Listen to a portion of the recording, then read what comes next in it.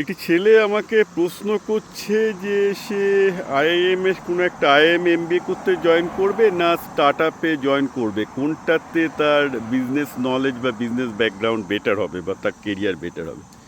এবং দেখো, একবার বিজনেসে তুমি যখন এসছো না, বিজনেস ব্যাপারটা নন লিনিয়ার। ওইভাবে আগে একটা আইআইএম ডিগ্রির গুরুত্ব দেওয়া হতো এক্সিকিউটিভ বা এগুলোর ক্ষেত্রে, এগুলো সব ঠিক আছে।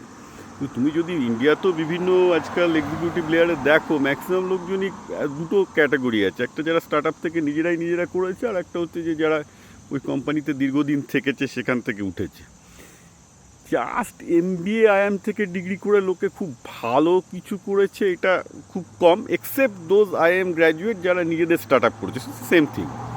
তো আমার নিজের অভিজ্ঞতা হলো, যদি আমি অতটা ইন্ডিয়া নিয়ে আমি জানি না, কিন্তু ইউএসএতে আমি জানি যে ধরো আজকে যদি একটা ছেলের হাতে দুটো চান্স থাকে, সে ওয়াই কম্বিনেটরে স্টার্ট আপ করার সুযোগ পাচ্ছে, পিটার থাইল ফেলোশিপ পাচ্ছে, যেটা $250,000 দেয় 2 বছরে এখন। আইদার পিটার থাইল ফেলোশিপ পেলো বা যেটা দেওয়া হয় যাতে লোকে ডিগ্রি না করে স্টার্ট আপ করে আর কি। ওয়াই কম্বিনেটরে গিয়ে যদি কেউ ওয়াই কম্বিনেটর গ্র্যাজুয়েট হয়, সেই ওয়াই কম্বিনেটর গ্র্যাজুয়েটের যা ভ্যালু মার্কেটে, the certification that is better than any MBA degree, because obviously ওখান থেকে বিলিয়নার প্রচুর বেরিয়েছে এবং বড় বড় স্টার্ট আপ ফাউন্ডাররা বেরিয়েছে। তো ভারতেও একই হবে, কারণ একটা আমার নিজের অভিজ্ঞতা হচ্ছে, একটা ছেলে স্টার্ট আপ বিজনেস করে যে পরিমাণ বিজনেস করতে পারে, প্রোভাইডেড মানে হি ইজ মেন্টার্ড বাই তার একটা কোনো একটা ইনকিউবেশন সেন্টারে, প্রপার খুব ভালো ইনকিউবেশন সেন্টার। আমি জানি না ভারতে, আমাদের তো এখানে প্রথম অটল ইনকিউবেশন সেন্টার শুরু হয়েছে, অটল টেকনোমিলে যা করছে আর কি। এছাড়া আইএম ক্যালকাটার একটা আছে, আইটি খড়গপুর একটা, আমি জানি না, এগুলো বেশ বাজে বলেই আমি শুনেছি। I have no idea what is going on there. I'm কলকাতায় আছে, সেখানেও আমি কয়েকটা স্টার্ট আপ করে আমি যা দেখলাম যে they are not well guided either. So মেন্টারশিপের একটা প্রবলেম আছে, মানে যদি কেউ ভালো একটা ইনকিউবেশনে যায় এবং সেখানে যদি ভালো মেন্টারশিপ পায়, যেটা অ্যাকচুয়ালি ইউএসএতে ওয়াই কমিউনিটারে হয়, কারণ সেখানে একদম টপ এন্টারপ্রেনাররা শেখায়। ভারতে আমি জানি না, ব্যাঙ্গালোর হায়দ্রাবাদে ওই কোয়ালিটির আছে কিনা ইনকিউবেশন, বাট আমরা চেষ্টা করছি অটল টেকনোতে ওই ধরনের ইনকিউবেশন সেন্টার তৈরি করতে, যেখানে ছেলেরা প্রপারলি ট্রেনিং মেন্টার পাবে। এবং আমি নিজেই হয়তো সেখানে শেখাবো। নেক্সট মান্থে আমি হয়তো একটা সেখানে ওয়ার্কশপ নেব নতুন এন্টারপ্রেনারদের জন্য।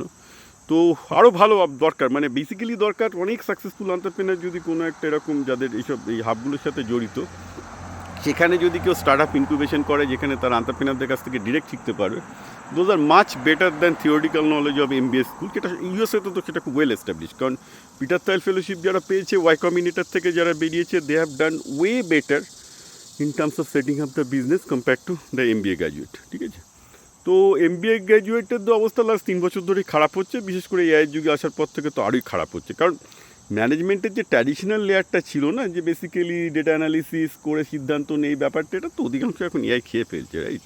তো এখন হচ্ছে যে কার মার্কেট নলেজটা হ্যান্ডস অন বেশি হবে, এবং সেটা অ্যাকচুয়ালি স্টার্ট আপের মতো, ভবগুড়ের মতো তুমি রাস্তায় না ঘুরলে, বাজারে না ঘুরলে পাবে না, which is also well known.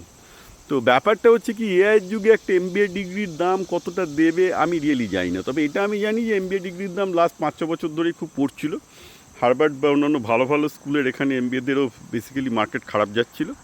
কিন্তু কম্প্যারেটিভলি আমরা যদি দেখি, যারা পিটার থাইল ফেলোশিপ পেয়েছে, ওয়াই কম্বিনেটরে গ্র্যাজুয়েট হয়েছে, যেগুলো হচ্ছে স্টার্ট আপ ইনকিউবেশন সিস্টেম থেকে এসছে, দে আর গট মোর হাইলি ভ্যালুড, এবং তারা বহু সাকসেসফুল হচ্ছে, তাদের পেছনে টাকা ঢালছে লোকজন। So see, if you are interested in MBA, you are interested in business, do the business first hand. ওই সেকেন্ড হ্যান্ড কোন প্রফেসর যে বিজনেস করে, মানে আমার এটা বিরক্ত লাগে যে আইএম থেকে শুরু করে প্রচুর জায়গায় প্রচুর প্রফেসররা পড়ায়, এদের মধ্যে খুব কম আছে, কিছু পার্সেন্টেজ প্রফেসর নিজেরা স্টার্ট আপ করেছে, ম্যাক্সিমাম প্রফেসর নিজেরাই তো কোনো বিজনেস করেনি কোনো দিন, থিওরিটিক্যাল নলেজ পড়াচ্ছে। ওই দিকে কী হয় আমি রিয়েলি আমি জানি না।